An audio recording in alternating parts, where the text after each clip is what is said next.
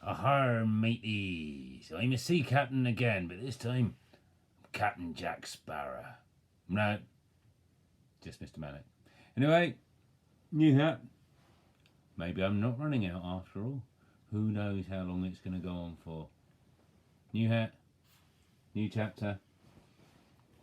Same old Jack and Cuddly Stingray. What's his name again, pal? Stanley Raymond Mallick. Stanley Raymond Mallick, the Stingray. Anyway, on with the chapter, guys. Hope you've had a good day of being stung. A good day of home learning. We've learned a little bit about maps and stuff today. Wrote a really silly story about a swimming pool, which is quite funny. We won't tell you right now. We'll stick to this story instead. Chapter 39. The school day passed slowly, as though it knew I was desperate for it to reach its end. I was planning on sneaking around to Bo's. Oh, God, yeah, they're going to go to the place together. The place, wherever that might be. I was planning on sneaking round to Bo's as soon as Mum and Tiber went to bed. Tiber was usually asleep by 11 and Mum not long after. I just had to make sure I got the key for the front door without Mum noticing. But I still had 4 hours of school to go.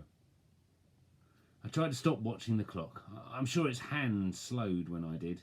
Mrs. Winters caught me staring at it and asked me if I was all right. I nodded tightly. Mrs. Winters looked like she was going to say something more, but just then there was a scuffle in the corner and 2 boys started fighting over their pencils. She left to go and speak to them. We had PE outside, even though the air was so cold it hurt to breathe it in. I stamped my feet and jogged on the spot as Betsy and I had done to warm up when we met after school. Mrs. Winters produced a net sack of footballs to a roar of excitement, yes, and divided us up into groups to pass the balls to each other. We hadn't played football at school before, and for once I felt like I had a head start. As Betsy had taught me, I stopped the ball with my foot and then set it spinning to the person next to me. Whew.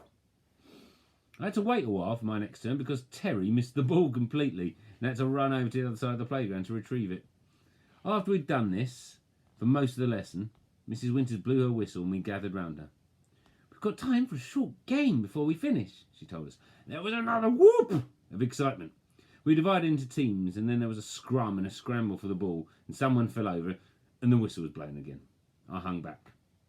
Drew had the ball and was almost surrounded when he spotted me free, a little way away from him.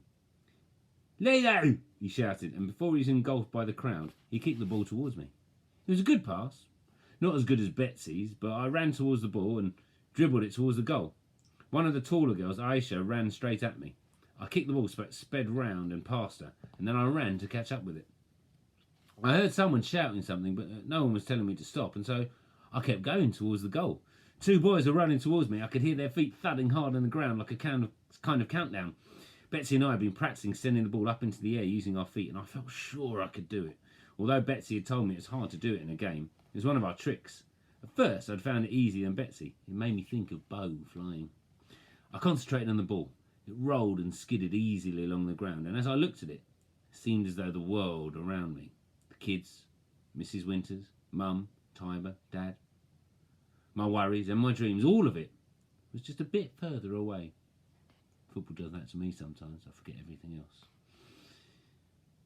For that moment, all that mattered was the ball in front of me, the force within my legs that drove it on towards the goal. I positioned the ball between my feet and then flicked them upwards so that it soared high into the air. It flew up over the heads of the boys. Up, up, up it went. The neon orange moon against the white overcast sky. I ran round to catch up with it, but by then no one was chasing me anymore. It was as though everyone else had stopped, not even the goalkeeper, a boy called Mehmet, moved as I dribbled the ball into the goal. They weren't chasing me because they were shouting, "Lilo, Lilo, Lilo," in a chant. "How did you do that?" Terry came running over to me. "Can you teach me?" I was so unused to anyone asking me anything, I didn't answer at first. Terry sighed, her eyes wide and watching. "I forgot you don't speak," she said quietly. All of a sudden, my mouth opened. Before I knew it, I'd answered her. "I can speak," I said. My voice rang out clear and strong. Not how I said it. as Bose did when he talked about the place, as Betsy's did when she spoke about football. The children who were standing nearby looked up, astounded, their mouths open. But you've never... Terry started to splutter. I know, I said. I looked around at my classmates, finally meeting their eyes. Some smiled at me cautiously. Others still looked shocked. I guess I was scared. It was such a relief to say it, to admit to it after all the time that had passed, that I felt like laughing out loud. Despite everything that was happening with Mum and Tiber, there was a giddiness within me that rose up like a bird stretching out his wings and soaring into the blue of the sky. Then there was another voice. I was scared when I first started here too, Aisha said. I turned to her in astonishment. She's one of the loudest girls in the class. She looked at me shyly from beneath her fringe, which was swept to one side in an artful wave. I joined last year, Lulu. I haven't been here that long either, she told me, her dark eyes shining a little. And then she turned to everyone else.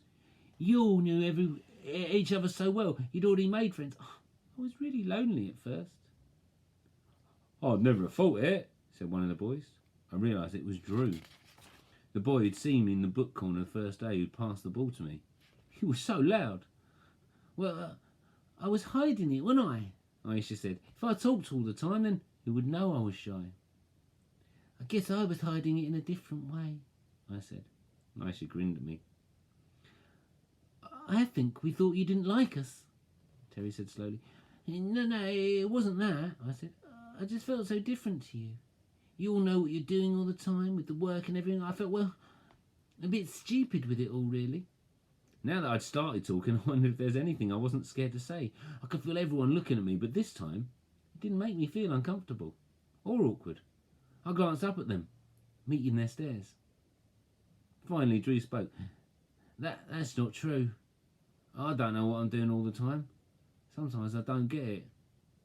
The others nodded in agreement, and I heard them murmuring, no, me neither. I'm not sure I'll ever understand what a fronted adverbial is, Terry said. Yeah, I know a few people like that. She chuckled. Poor Mrs. Winter, she spends so long on them, but I still have no idea what they are. Yeah. Maybe we're not so different after all, Aisha said.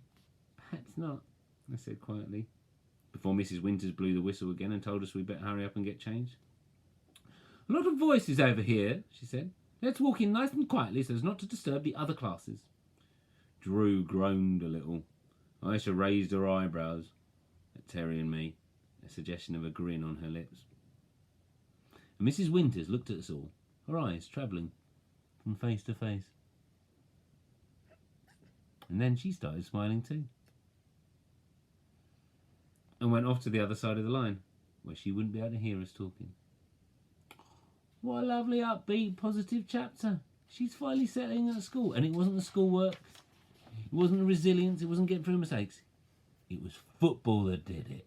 I told you it was a universally beautiful thing. Isn't that right, Stanley?